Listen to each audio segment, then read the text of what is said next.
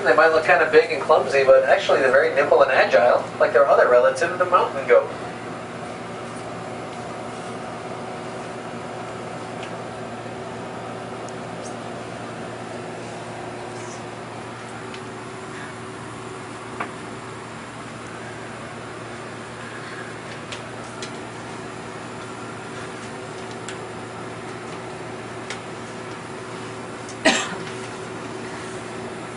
Next, you can move over to side A. You'll be moving to the prairies of North America. Right down here below us on side A on the edge of the pond is the largest land mammal native to North America, the bison. Native Americans established complete cultures based on the bison for food, shelter, clothing, and tools. And even before then, it's thought the bison made up the largest group of land mammals on Earth at 60 million creatures. Despite those large numbers, bison were hunted to near extinction in the early 1800s. But since then have been brought back to healthy numbers through protection and captive management.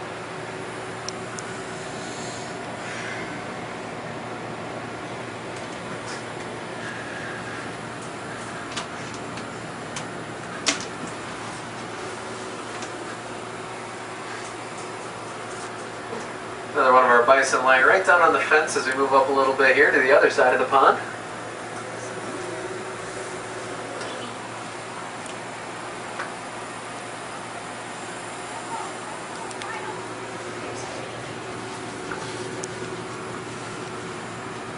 Straight down on either side of the train, we're about to pass right over the prairie dog town. Of course, prairie dogs are not actually dogs, they're rodents, members of the squirrel family. They get their name from a small sound they make that resembles a bark. You can see those holes in the ground, those go down to a complicated burrow system that extends 10 feet below the surface. This allows the prairie dog stable temperature and humidity year-round. All of the animals here in the Northern Trail are well suited to Minnesota's cold winters and warm summers, allowing us to keep them outside all year.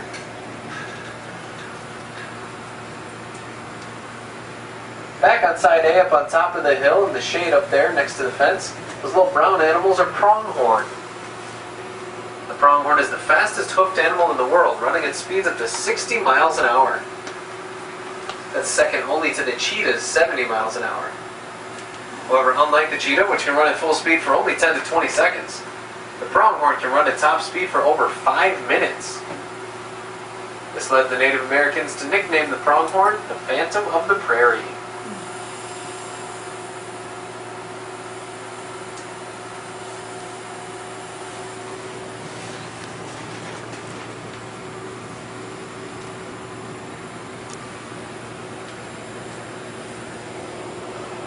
On top of the hill on side B are the goitered gazelle, and they bring us to the desert regions of Asia. That is their full size. They only stand about 2 feet tall at the shoulder.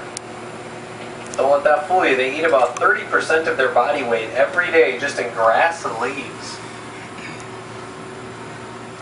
You can find those anywhere from Turkey all the way over and up to Mongolia.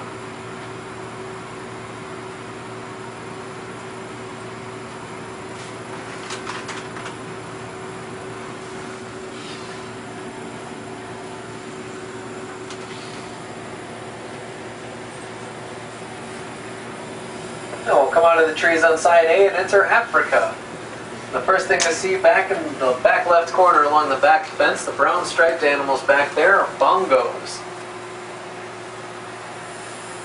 They're a type of antelope. Native Africans at one time believed that even touching a bongo would give a person seizures, so they were never really hunted very much, but they are very susceptible to disease. They were almost completely wiped out by disease in the late 1800s, and they are still considered endangered. But we have had 3 baby bongos born here at the zoo this summer, so that was very exciting.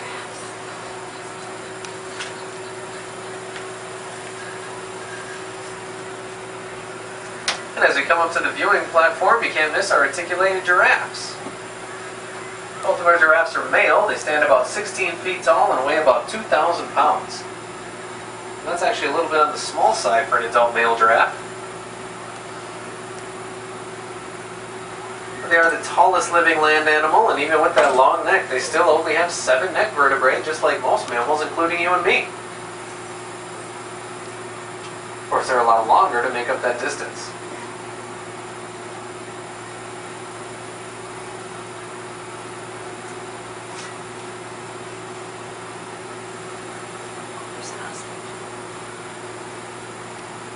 As we keep moving up a little bit, way out there in the field, the white animals you see out there are addax, A-D-D-A-X, another type of antelope. And because the bongo was never hunted very much, the addax was hunted way too much. There's only about 200 of those left in the wild, and they are still considered, and of course efforts are underway to get those numbers back up. The gray animals right next to them out there are wildebeest. They're kind of funny because they're very territorial. When they want to make sure another animal knows it's their territory, they kind of jump around, do a little dance.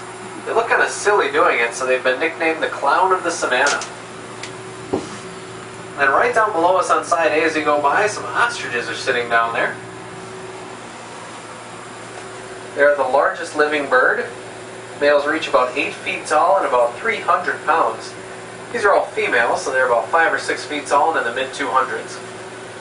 They do not fly, but they do run very well. When an ostrich runs at full speed, its stride can reach 18 feet. Well, to dispel a little myth here, there has never been a documented case of an ostrich sticking its head in the sand.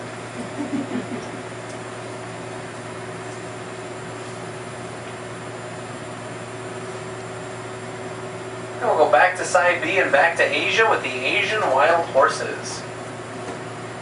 These are truly a wild horse that have never been domesticated, but they are thought to be the ancestor of all domestic breeds. Like most animals in the region, they can go many days without water, but they eat plants that are rich with moisture to get by. These horses are an endangered species, part of the SSP, the Species Survival Plan. So of course we're very excited to have our 2 foals here this summer. One born earlier this summer and one born just about 3 weeks ago.